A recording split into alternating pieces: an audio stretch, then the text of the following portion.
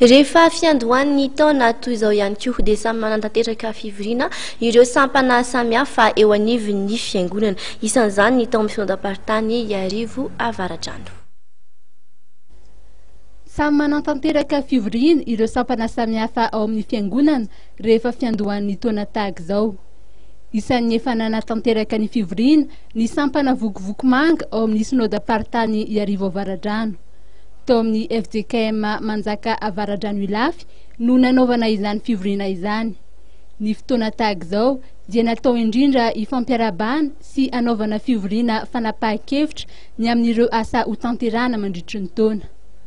Ao anatin'izay sinôdam-paritany Iarivo Avaradrano izay ihany dia anatanteraka ny komity lehibe voalohany ihany koa ny sampana tanora kristianina. Iray amin'ny zava-dehibe hodiniana amin'ny komity lehibe io ny fanapahana ny teti-bolan'ny STK sinôdam-paritany amin'ny taona 13 ity. Ny STK atao anatin'ny sinôdam-paritany Iarivo Avaradrano dia anatanteraka ny komity lehibe voalohany ny taona 13 ity. Izany komity lehibe ny STK sinôdam-paritany Iarivo Avaradrano zany dia atao amin'ny FJKM Antanimena Atsinanana amin'ny sabotsy ho avy zao, sabotsy fa 20 ny volana janoary manomboka amin'ny 10 ora maraina.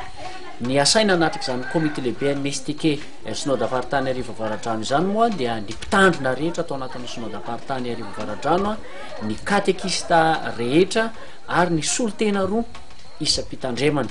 Dia amin'izany fotoana izany ihany koa no ahafahantsika mandray ireo dindinika samihafa amin'ity taona 13 ity ary ahafahantsika ihany koa mifampiaraba sy mifampirarisoa amin'ny sabotsy ho avy zao, sabotsy fa 20 ny volana janoary ao amin'ny FJKM Antanimena Atsinanana. Ary azadino ny mitondra ireo adidy samihafa izay efa nampahafantarina antsika raha teo ihany koa.